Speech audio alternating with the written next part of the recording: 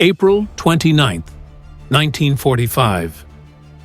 The liberation of Dachau is remembered as a moment of victory, a day when American soldiers opened the gates and freed thousands from Nazi horror. But in the first hours after liberation, something else happened, something that doesn't fit neatly into the story we tell about heroes and villains.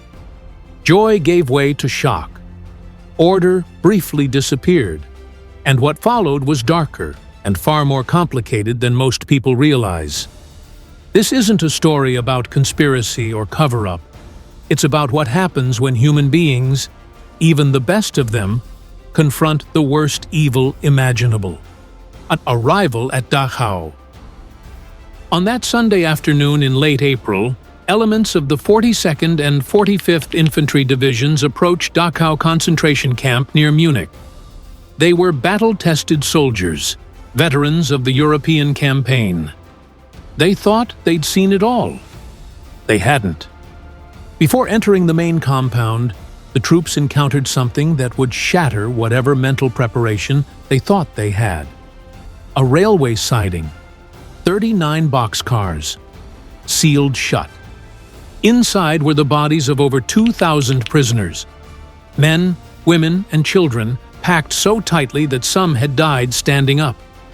The train had been traveling for days without food, water, or ventilation. Many starved, others suffocated. Some were shot when they tried to escape through gaps in the wooden slats.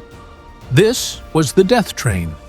And for the American soldiers who discovered it, the psychological impact was immediate and catastrophic. One soldier later recalled that the smell reached them from 50 yards away. Another wrote that grown men vomited and couldn't stop shaking. These weren't combat casualties. This was something else entirely. Systematic, deliberate extermination on a scale that defied comprehension. The soldiers were not prepared for what they saw. Psychological shock. When troops entered Dachau itself, the horror intensified. Thousands of prisoners, barely alive. Bodies stacked in piles. Survivors so emaciated, their bones showed through translucent skin.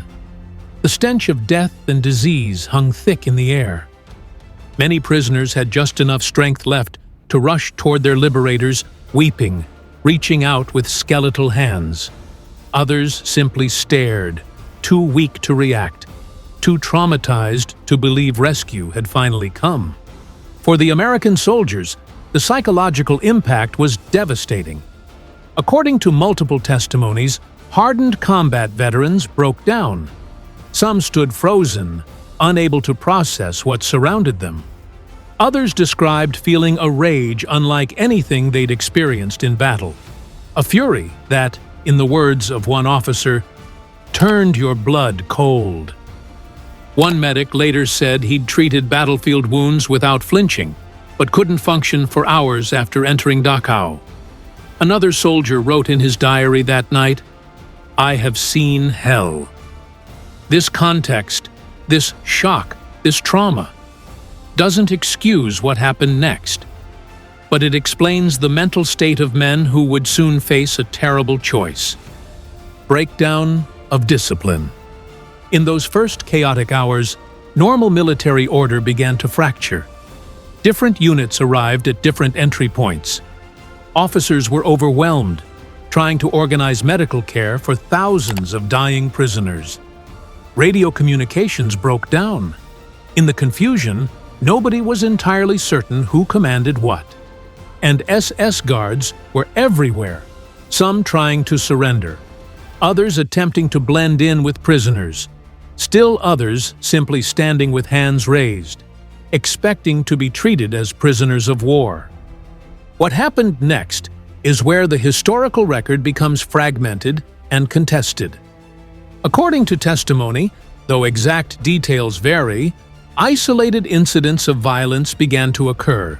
Some SS guards attempting to surrender were reportedly shot. In other locations, liberated prisoners attacked former guards, while American soldiers watched without intervening. These were not coordinated actions. There was no unified command ordering executions. What occurred were multiple separate incidents in different locations, driven by rage, confusion, and the temporary collapse of military discipline. Reports use careful language. Alleged, reported, according to some accounts. Because in that chaos, clear documentation wasn't happening. People were reacting, not recording. The most contested incidents, the most controversial reports involve what allegedly occurred near a coal yard within the camp.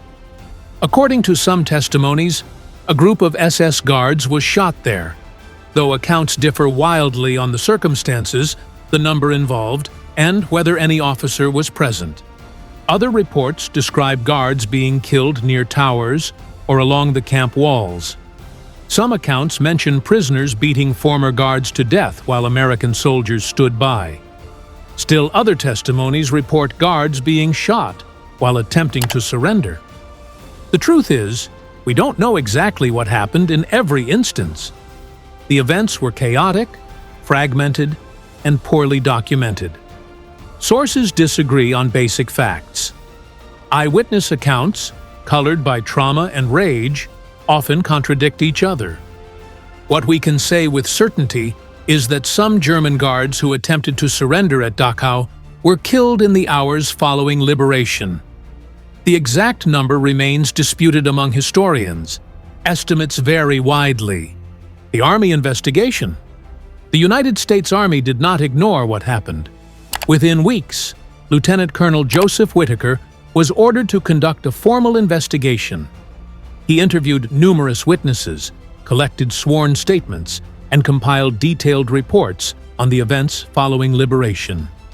The Whitaker investigation documented that killings had occurred. It found evidence of confusion, breakdown of discipline, and extreme emotional distress among the troops. Witnesses gave conflicting accounts. Some admitted to shooting guards. Others reported seeing incidents but couldn't identify specific individuals involved. The investigation also found that the chaos of the first hours made determining clear criminal responsibility extremely difficult. Orders were unclear, command structure was fractured, and the psychological state of soldiers who had just discovered industrialized murder was unlike anything covered in military law. In the end, no courts-martial were pursued. General George Patton reportedly reviewed the findings and decided not to press charges against the soldiers involved. The investigation was closed, not erased, not destroyed, but filed away. The reports still exist in military archives today, available to historians who seek them out. This was not a cover-up. It was a decision, controversial then and now, that soldiers confronted with the unimaginable should not be prosecuted for actions taken in those first hours of shock. Why this story is still debated. 80 years later, historians still debate the events at Dachau. Why? Because the evidence is genuinely complicated. Testimonies conflict. Emotional memory differs from documentation. Some witnesses reported things they heard about rather than saw directly. The liberation of Dachau was a triumph. Thousands of lives were saved. Justice eventually came for many who ran the death camps. But in those first hours after the gates opened, it was also chaos. Discipline collapsing under psychological pressure no training could prepare anyone for. The soldiers who opened those gates weren't monsters. They were ordinary men who encountered something monstrous. Dachau's liberation reminds us that even the most just wars produce moments where rules collapse. Understanding those moments requires honesty, restraint, and context, not simplification. History is often messiest at the moment victory arrives, and recognizing that doesn't diminish what was achieved. It deepens our understanding of what liberation truly meant and what it cost. If this story made you think differently about history, hit that like button and subscribe for more untold stories from World War II. Drop a comment below, Do you think the Army made the right decision? Let's discuss. Thanks for watching.